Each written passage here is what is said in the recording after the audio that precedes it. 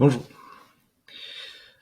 Vous avez sans doute déjà eu, et peut-être même récemment, une situation où un regret vous fait terriblement mal.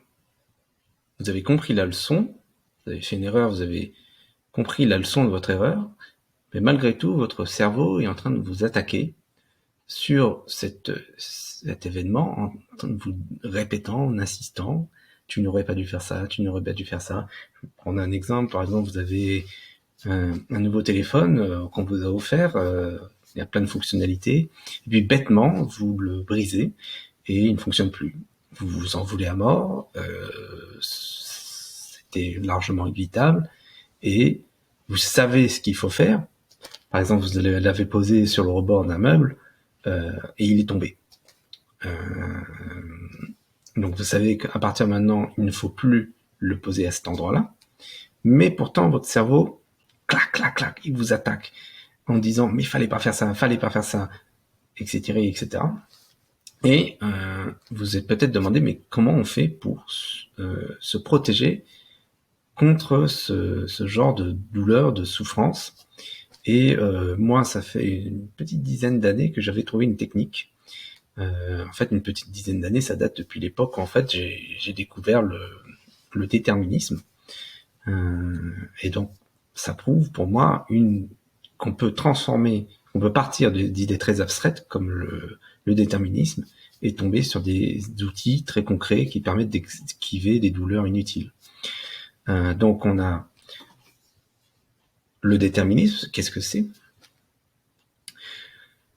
Toutes les événements du monde ont une cause. Il faut voir le monde en fait comme étant une série de dominos en cascade en train de tomber. Et tout n'est que ça en fait. Et sachant que le premier domino à être tombé, c'est le Big Bang. Et donc, au fur et à mesure donc, que ces dominos tombent, ils vont arriver à un moment donné sur le fameux moment où le domino qui tombe, c'est mon téléphone qui tombe. Et donc, ce que je veux dire par là, c'est qu'il n'existait pas d'autres possibilités, vu la configuration des dominos en train de tomber, pour que mon téléphone à ce moment-là survive. Se dire ça, au final, selon la façon dont vous regardez philosophiquement, ça ne change rien. Mais par contre, se dire ça et se répéter ça dans sa tête, c'est une idée extrêmement puissante qui permet de calmer le cerveau. Alors, je ne sais pas si ça marchera avec vous, moi ça a toujours très bien fonctionné. Quand j'ai des regrets sur une situation, la première étape que je fais, c'est bien entendu, j'essaie d'en retirer le maximum de leçons. Je vous en parlerai peut-être sur une prochaine vidéo. Je discrimine douleur et leçon. Et ensuite, je me répète dans ma tête que de toute façon, ça ne pouvait pas arriver autrement, c'était comme ça. Une autre analogie qu'on peut utiliser, c'est le billard. Imaginez que tous les atomes qui constituent l'univers soient en fait des boules de billard. Ils étaient réunis à un endroit en particulier lors du Big Bang. Eh bien, au moment où le Big Bang s'est déclenché, imaginez que ce soit Jésus ou Chuck Norris qui, hop, paf, donne un coup je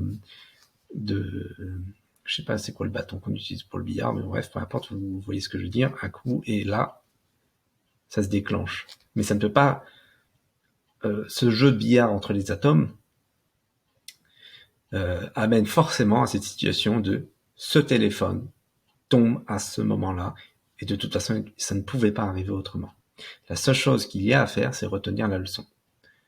Et c'est surtout, j'insiste encore une fois, c'est une méthode pour calmer son cerveau, pour répondre en fait à des attaques inutiles de la part de son propre cerveau qui, c'est bon, j'ai retenu, j'ai compris qu'il fallait pas que je le mette là, mon téléphone.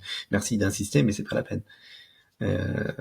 Et donc, c'est une façon de répondre, si vous voulez. Voilà, c'est tout ce que j'avais à vous dire. J'espère ne pas oublier de faire les coupures en montage.